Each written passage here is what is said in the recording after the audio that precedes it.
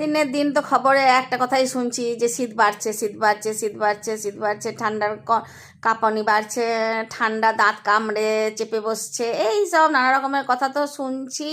ভয় তো লাগছে, আর প্রত্যেক দিন শীতের সাথে একটা মোকাবিলাও করছি। যেমন আজ থেকে তো মনে হচ্ছে প্রচণ্ড ঠান্ডা পড়েছে, আরও বলছে যে মানে আরও কিছুদিন 2-3 সপ্তাহ বলছে যে ঠান্ডাটা এরকমই থাকবে, সেই সরস্বতী পুজো না যাওয়া অবধি ঠান্ডা নাকি কমবে না। তো এই ঠান্ডাতে একটা রান্না করাটা কি বিশাল দুরূহ ব্যাপার, একটা বলে দাও তো।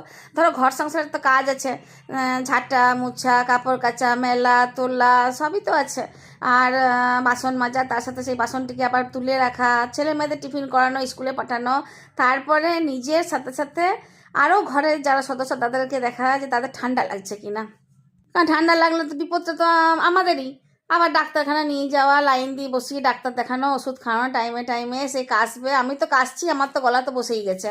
তো যাই হোক, আমার হয়েছে, ছেলে মেয়েদের হয়নি, কারণ ওদের হলে আবার টিউশন, তারপরে তোমার স্কুল কামাই হয়ে যাবে।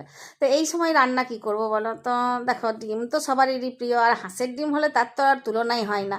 তাই ভাবলাম একদম তোমাদেরকে তো এটা আমি ভিডিওটা দেখাচ্ছি 3 মিনিটে, কিন্তু বিশ্বাস করো আমার 3, 10, 30 মিনিটেই কিন্তু আমি রান্নাটা করেছি। কি করেছি শুনে রাখো। দেখো, ডিম তো সেদ্ধ করতে লাগবেই 15 মিনিট, 15-20 মিনিট, হাঁসের ডিম একটু বেশিক্ষণ লাগে। আর ততক্ষণে আমি কি করেছিলাম যে আলু সেদ্ধ করে, আর তোমার পেঁয়াজ রসুন আর কুচি কুচি করে কাটিয়ে নিয়ে বেরেস্তাও বানাইনি, আর এটা ভাবিয়ে নি, মাথাতে আর আনছেই না এত সব যে মশলা কষবো, পেঁয়াজ একটু ভাজা দেবো, পেঁয়াজ একটু বাটা দেবো, এসব ভাবেই নি। একদম পেঁয়াজ রসুন আদা লঙ্কা সব কিছু বেটে, আর কি নেই, ধনেপাতা নেই তো নেই, টমেটো নেই তো নেই, তাতে কিচ্ছু যায় আসে না, শীতে নিজেদেরকে রক্ষা করে খেয়ে দিয়ে এখন বেঁচে থাকতে হবে। তো সেই জন্য একদম আলু সিদ্ধ করে একটা জায়গায় রেখে নিয়েছি, সেটা তোমাদেরকে কুকারে দেখালামই। আর এদিকে ডিমও সেদ্ধ হয়ে গেছে একটা কুকার গ্যাসে, ওভেনে, আর এইদিকে আমি মশলাটা কষিয়ে নিয়েছি। দিয়ে তোমার এই টাইমে আমার মনে হলো যে গরম জলে রান্না করাটা খুবই মানে দরকার, কেননা তাড়াতাড়ি তোমার ফুটে যাবে। তো এই মশলা টশলা বেটে একদম কষিয়ে নিয়েছি, জিরে গুঁড়ি, ধনে গুঁড়ি, হলুদ, নুন, চিনি যা আছে সব তাড়াতাড়ি করে দিয়ে, ডিমগুলো আর আলাদা করে ভাজিনি, ডিমগুলো ছাড়িয়েই আর মশলার সাথে নেড়ে নিয়েছি, আলু সিদ্ধ করে নেড়ে নিয়েছি, দিয়ে ওপর থেকে গরম জল ঢেলে ভালো করে ফুটিয়ে আর ভাতের সাথে দুর্দান্তভাবে মেখে খেয়ে নিয়েছি। বলতে পারো রান্না করতে সময় লাগে ঠিকই, কিন্তু খেতে সময় বেশিক্ষণ লাগে না।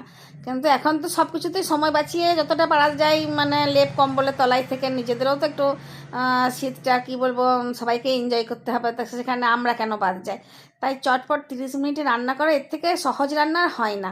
আর কি আছে ঘরে, কি আনতে হবে সেসব দিকে আর ধ্যান দিও না, এখন নিজে বেঁচে থাকো আর ঘরের সবাইকে বাঁচিয়ে রাখো। তাহলে ভিডিও